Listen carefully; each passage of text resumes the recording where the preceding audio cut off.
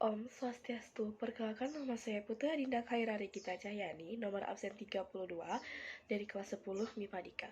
Di sini saya akan menjelaskan tentang ruang lingkup fisika. Ruang lingkup fisika, apa sih itu fisika? Fisika berasal dari bahasa Yunani yaitu physikos yang artinya alam.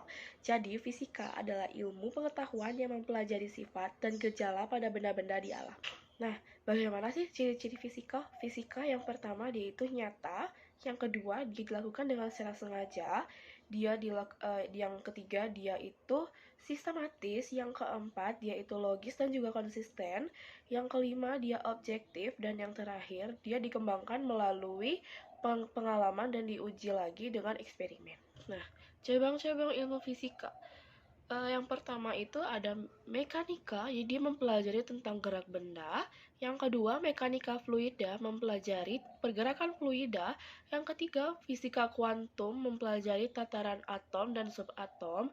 Yang keempat, elektronika, mempelajari tentang pemancaran, perilaku, dampak muatan listrik. Elektrostatis mempelajari listrik diam, elektrodinamika mempelajari listrik dinamis, bioelektrodinamis mempelajari fenomena listrik, termodinamika cabang yang berhubungan dengan sifat termal. Fisika atom mempelajari tentang atom, fisika inti mempelajari inti atom.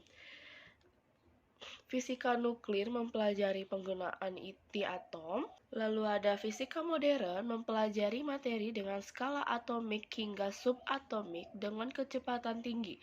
Fisika plasma mempelajari tentang plasma, fisika gelombang mempelajari tentang gelombang, fisika optik mempelajari tentang cahaya.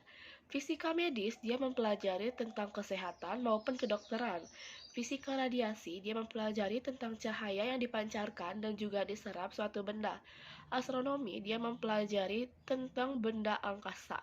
Fisika lingkungan, mempelajari tentang lingkungan sekitar. Geofisika, mempelajari tentang bumi. Ekonomi fisika, mempelajari fisika dalam bidang ekonomi. Fisika komputasi, mempelajari gabungan fisika, komputer sains, dan matematika terapan. Fisika akustik mempelajari tentang bunyi. Fisika zat padat mempelajari struktur zat padat. Penerapan fisika dalam kehidupan sehari-hari. Yang pertama, ada setrika uap. Jadi, dalam fisika ada kata panas. Panas dalam termodinamika adalah jenis transfer energi dari zat yang lebih hangat ke zat yang lebih dingin. Setrika bekerja dengan memanaskan alas logam yang ada pada tapak setrika. Jadi, setrika uap ini termasuk ke dalam fisika karena dia termasuk ke cabang termodinamika.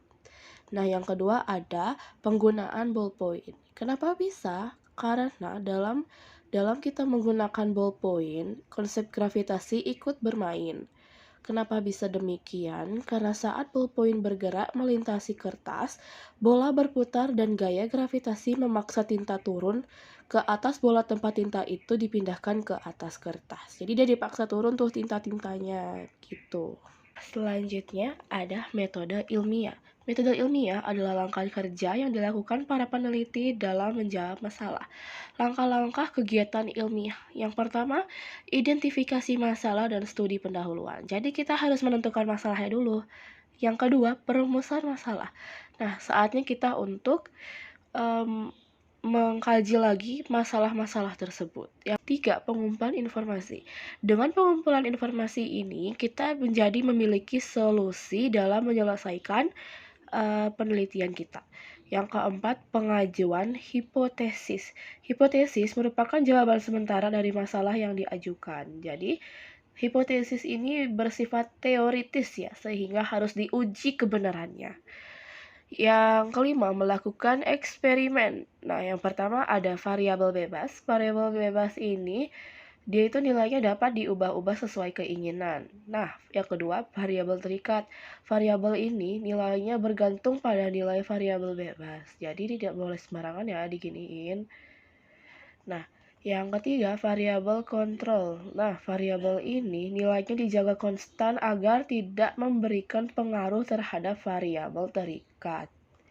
Jadi variabel kontrol memberikan jaminan bahwa perubahan yang terjadi pada variabel terikat hanya disebabkan oleh variabel bebas.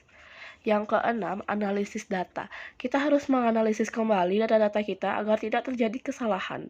Yang ketujuh, pengambilan kesimpulan. Jadi dalam penelitian setelah kita lakukan, kita akan mendapatkan kesimpulan dari penelitian yang telah kita lakukan. Nah, yang terakhir ada keselamatan kerja. Dalam melakukan penelitian, kita harus banget nih untuk menjaga keselamatan kita saat berada di laboratorium. Nah, peralatan yang harus kita bawa yang pertama adalah jas lab. Jas lab ini melindungi tubuh-tubuh kita ya dari cairan-cairan yang mungkin nantinya terjadi hal-hal yang kurang dikenankan gitu kan. Yang kedua ada masker. Masker ini tuh mencegah uap-uap yang masuk ke dalam hidung kita secara langsung.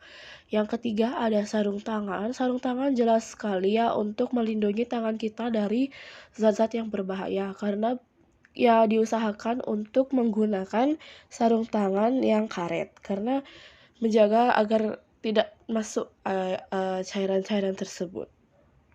Yang terakhir ada kacamata. Kacamata lab.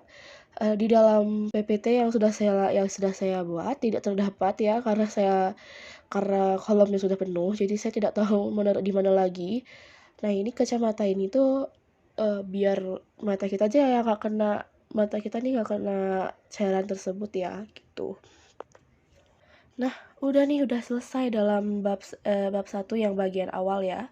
Terima kasih udah tonton nih video-video ini. Jika ada kesalahan kata ataupun kurang jelas, saya minta maaf banget. Dan Om Santi Om. Bye-bye.